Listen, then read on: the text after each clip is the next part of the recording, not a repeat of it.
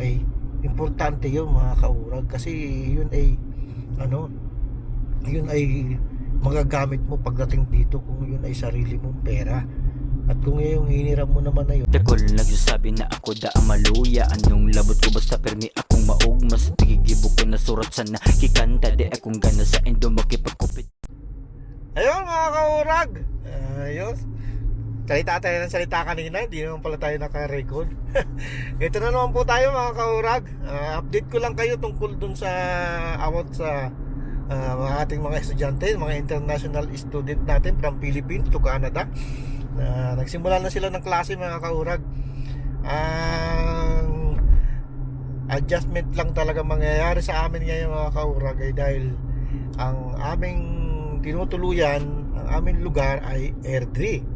Tapos ang pinapasukan ng aming mga estudyante ay Calgary.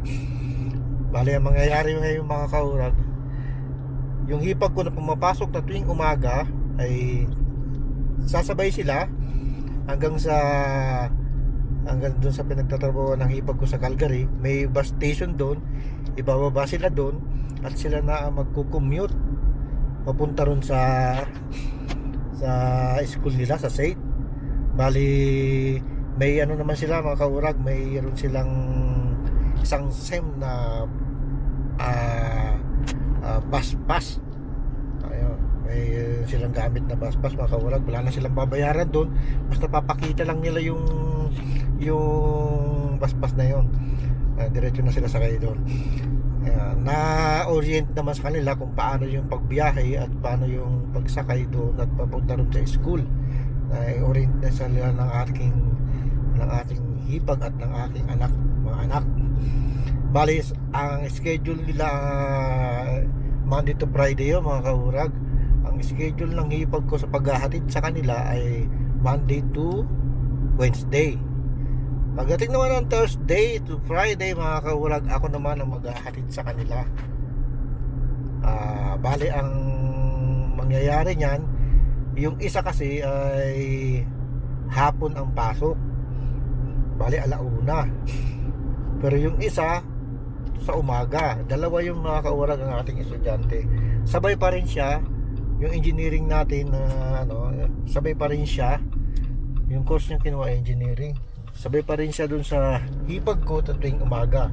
Bali yung isa na ating pamangkin ay sa atin sasabay. Isasabay natin siya at ihahatid natin mismo siya dun sa school.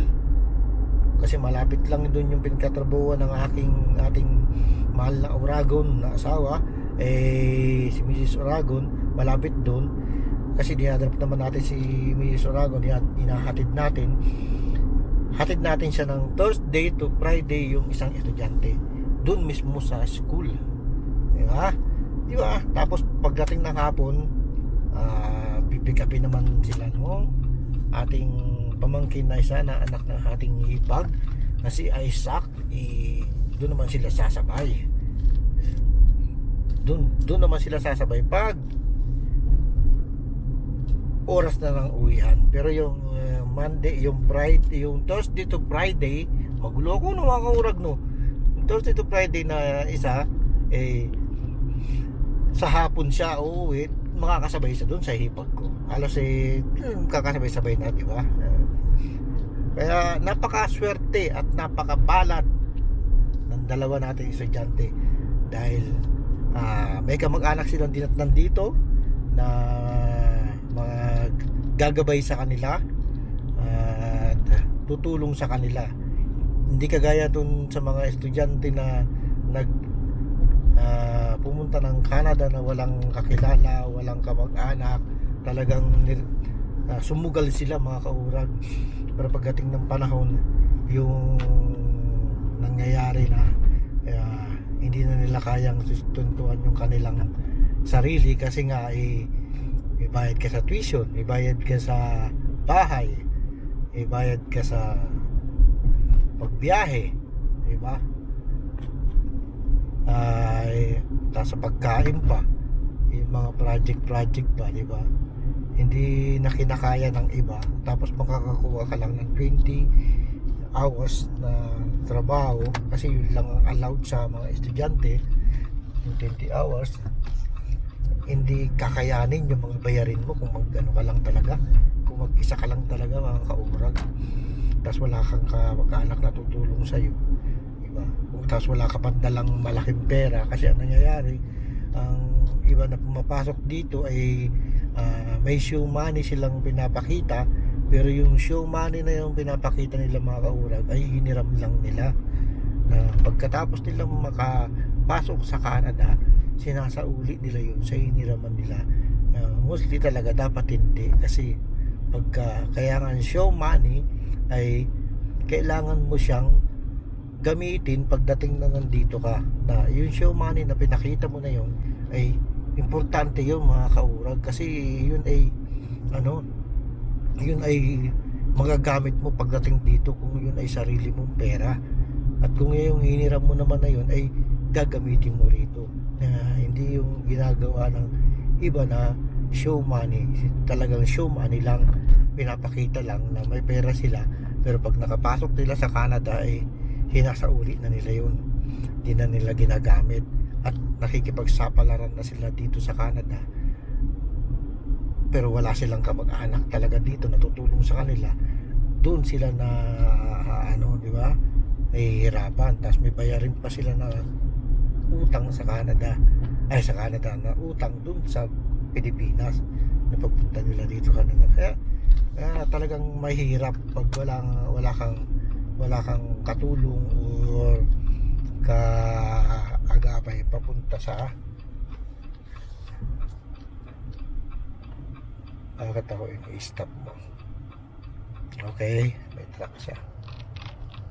Kung wala ka talagang katulong mga kaurag, mahihirapan ka talaga, mahihirapan ka sa pag survive.